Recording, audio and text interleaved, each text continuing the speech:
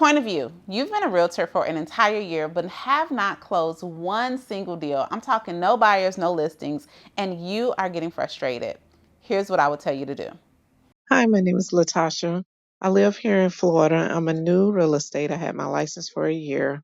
I have not made any listings or any buyer sales. If you have any good advice for me, I really appreciate it. And I love watching your YouTube videos. They are very informative. Are you like Latasha in this boat where you're getting frustrated because let's just be real, how long can you hang on in this business without actually making some money? Now, there are so many things that I can say about this subject, but I just want to get right to the nitty gritty on exactly what you need to do as a new real estate agent looking to get in production. And it's very simple, friend.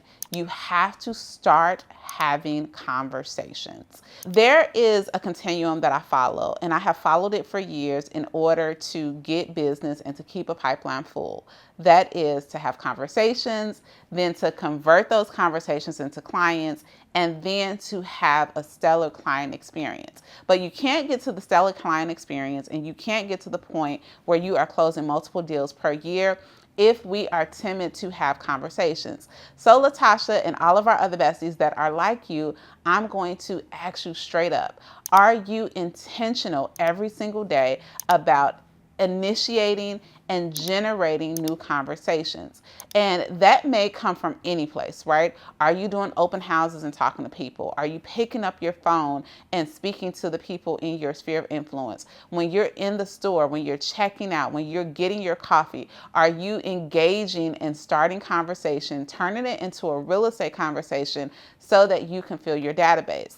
Because oftentimes, let me tell you what I see happening is that we have this picture of what we think real estate should be, and we will start doing some lead generation activities a little bit, not a whole lot. And then when you're not getting the results that you want to get, we just quit, right? Or we don't do it diligently, or we're not consistent in having these conversations. So I would really, really caution you to start taking track of your numbers. How many people are you speaking with every day? And if you aren't talking to people, okay, where are my opportunities to ramp that up? And I'll give you a great example. In my coaching group yesterday, we have a private app that we communicate with, and that app is called Voxer. And I challenged the group. I said, hey, you got 10 minutes. I want everyone in here to literally go in your database and start 10 conversations via text, okay? Text people, look on social media, whose kid went to prom, who got a new car, who made pasta for dinner. I don't care what happens, but look and actually reach out to 10 people and end it with an open-ended question, because we want a two-way exchange. And listen, I am not the type of coach that just challenges people to do stuff. I practice what I preach. And let me tell you what I figured out.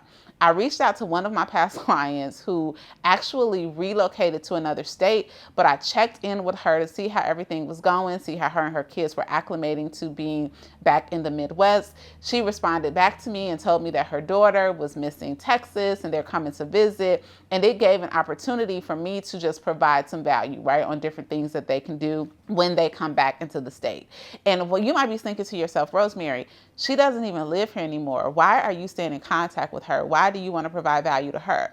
Because she's not coming back to Texas just to walk around in circles by herself. She's coming back in Texas because she has a sphere, she has friends and family.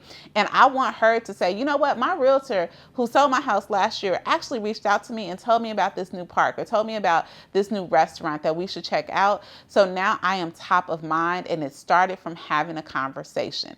And I know that when you're new, one of the biggest mistakes though that you're making is that you are overthinking initiating and having those conversations. So Latasha, this is what I want you to do, friend. I want you to literally, and I've done this, okay, and it's going to feel uncomfortable, but it's okay, because the more that you do something, I'm not going to say overnight you're going to feel better about it, but you are going to get used to just doing the thing, okay? And when you just do the thing, it becomes more comfortable over time. So friend, I want you to take 10 business cards and I want you to put them in your pocket, okay? You are going to get in your car and you are going to go to the mall, you're going to go to TJ Maxx, you're going to go to the grocery store, and you're just going to strike up a conversation with 10 strangers and hand them your business card. Now, here's the thing though. A lot of times we think that it's a waste of our time, if the person that we're speaking to doesn't automatically say, oh my gosh, Latasha, where have you been all my life? I am waiting. I'm looking to sell my house tomorrow. I just want you to get comfortable having the conversations, initiating the conversations, okay? It's gonna feel awkward. It's gonna feel weird. You're gonna play double dutch with yourself on when you should step in and have a conversation with somebody, and that's okay, because honestly, today it's not even about them. It's about you initiating these conversations. And once you start to do it with strangers, guess what? When it's time for you to go on your phone, when it's time for you to go and walk up to somebody at a social event, at a friend's house, when it's time for you to host an open house, it's going to be easier to have the initial conversation because you're putting in your reps and you are practicing it now. So for that agent, right? You're sitting on the sidelines and you're like, okay, when is it my turn? When is it my turn? Nobody is coming to save you, boo. I love you. I love you so much, but no one is coming to save you. You have to get out in the marketplace and start having the conversations. Now, I know there's somebody out there and you're thinking to yourself, leads are the problem. So maybe I should just go buy some leads in order to fill my database. I'm going to talk to you about that in the next video.